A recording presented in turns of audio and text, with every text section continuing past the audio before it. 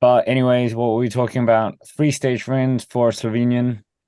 And no, not Tadej Pogačar, obviously. Treno Adriatico happened as well. Primož Roglic winning that. And we had that unique scene of them swapping the races that they won last year and now each taking that. But anyways, guys, what did you think of Tirreno Adriatico this year? I didn't enjoy it as much as I think I usually do. I'm not sure if I was just because Roglic won so much and it was all just very predictable winners. Like Ganna with a TT, Jakobsen and Philipsen won sprints because they're the fastest guys there. And then Roglic pretty much just took everything else. So I was just like, okay, so that's all pretty predictable. And I don't know, I think perhaps in comparison to Paris-Nice, where there was a bit more excitement going on, I just maybe there was like a headwind on the mountaintop finish, which wasn't the greatest thing in terms of what would you call positive racing, as we've been mentioning, because it meant that riders were all sitting in for a sprint, and then Roglic ended up winning, and against just a load of climbers who were just sprinting, which is just one of the most ungainly things that you can watch in cycling. Just this group of like 20 people just hurtling up towards the finish line,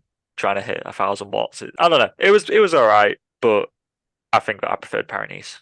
Tirreno Adriatico felt like it could have just been an email. It could have just been simulated. All the winners were predictable. From Ghana to Jakobsen, Philipsen, and then Roglic winning the three mountain stages. It was like Groundhog Day. Control C, Control V on three occasions. It was rather tiresome, to be honest. But I mean, it was pretty high level racing in terms of the people there, the contenders, and so forth. Yeah, it was pretty good riders. A lot of guys that we'll be seeing clash at Grand Tours later this year, sort of Jai Hindley, Taya Geoghegan-Hart, Joao Almeida, Sasha Vlasov, yada yada yada. A lot of really strong contenders in the mix at the race, but Roglic, despite his hairy legs, I hate the discourse on Roglic's legs, by the way. I Isn't do it too. awful? But despite the fact he had hairy legs, he still won. He is still a Grand Tour contender. I did see some discourse saying that like Roglic has been sort of written off ever since ever since Vingegaard won last year's Tour de France. People have just written him off as like a sort of second tier GC rider, which he's certainly not. I think this proves it. Yeah. That's a very good point. Yeah, well, thinking now we've spoken about the Giro d'Italia, that unlike Paris-Nice where we were talking about Jonas Vingegaard's form not being 100% or whatever isn't the biggest problem, but here Tirreno Adriatico is so much closer to the Giro d'Italia and well, I mean the Giro d'Italia and the Tirreno Adriatico hasn't really got the best relationship in terms of winners at the 1 week stage race and then the Giro.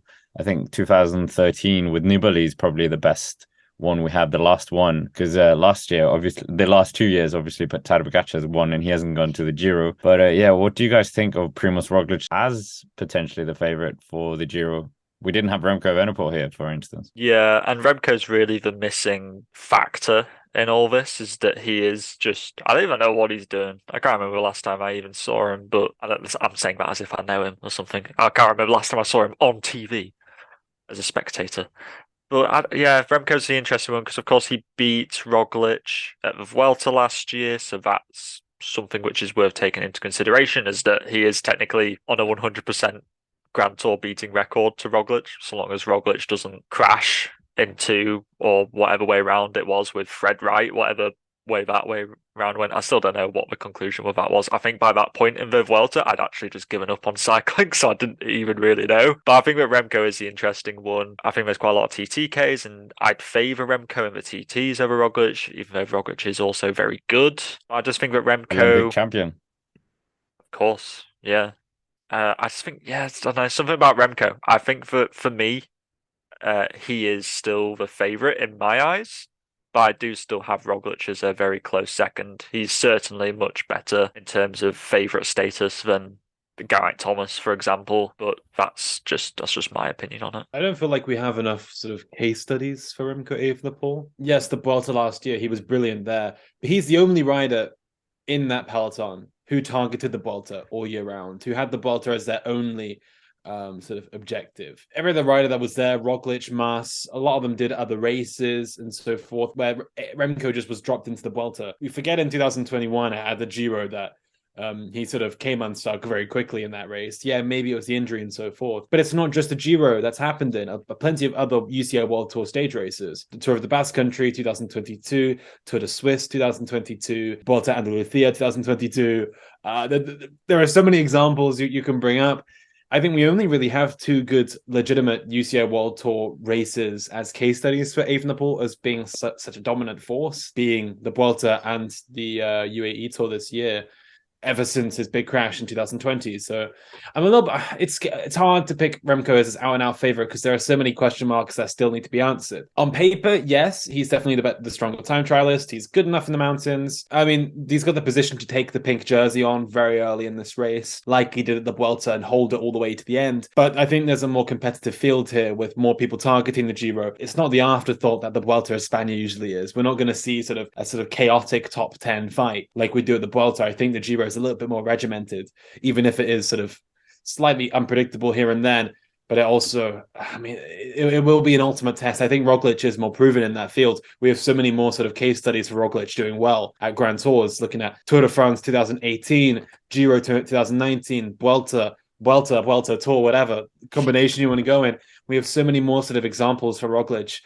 Yes, comparing his last Tirreno win in 2019 to this season, maybe he peaked too early for that season, but he also had a much busier schedule in 2019 than he does in 2023. So I'm still optimistic that Roglic will be there to sort of fight against Evenepoel and also Thomas and also Sasha Vlasov and so forth and these other riders. Yeah, and then there's also the thing of, like you said, Evenepoel's victories, like the major ones in World Tour, have all been in very warm climates, let's say.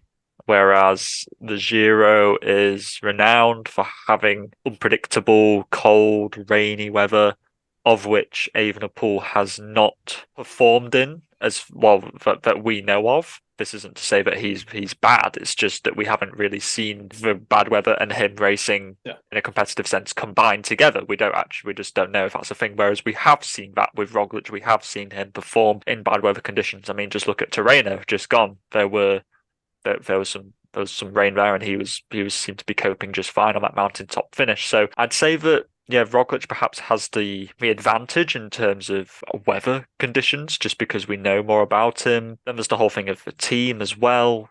We're speculating about who are Jumbo going to send to the Tour. Of course, they'd probably favour sending a better team to the Tour than the Giro. Roglic's ambitions would probably be taking a hit before Jonas's in that sense, but Quickstep are also sending a strong team, and I think that they're really kind of level pegging in terms of quality. But I certainly think that Jumbo are perhaps a more regimented and a well-drilled, experienced team as opposed to Quickstep, who have really been not cobbled together, but they've formed rather quickly into a unit, and I still feel like they're yet to fully gel into a complete outfit to support Evenepoel.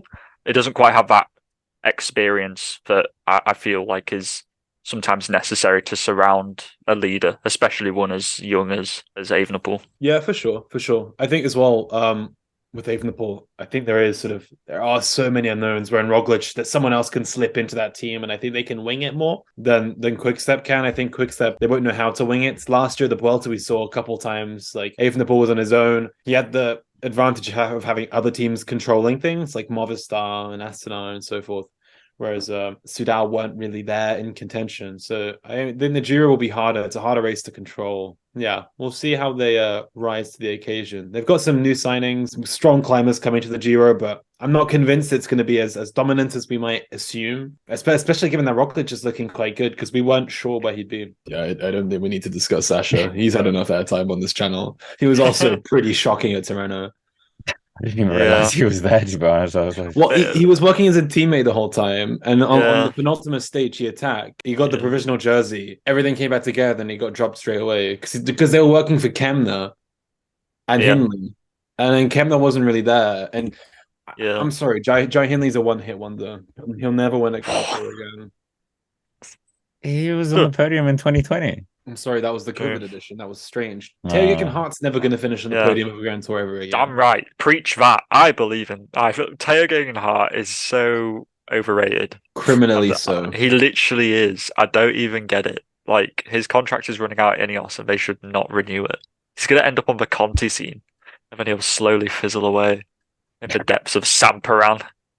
Right. Well, sticking with Tirreno, actually,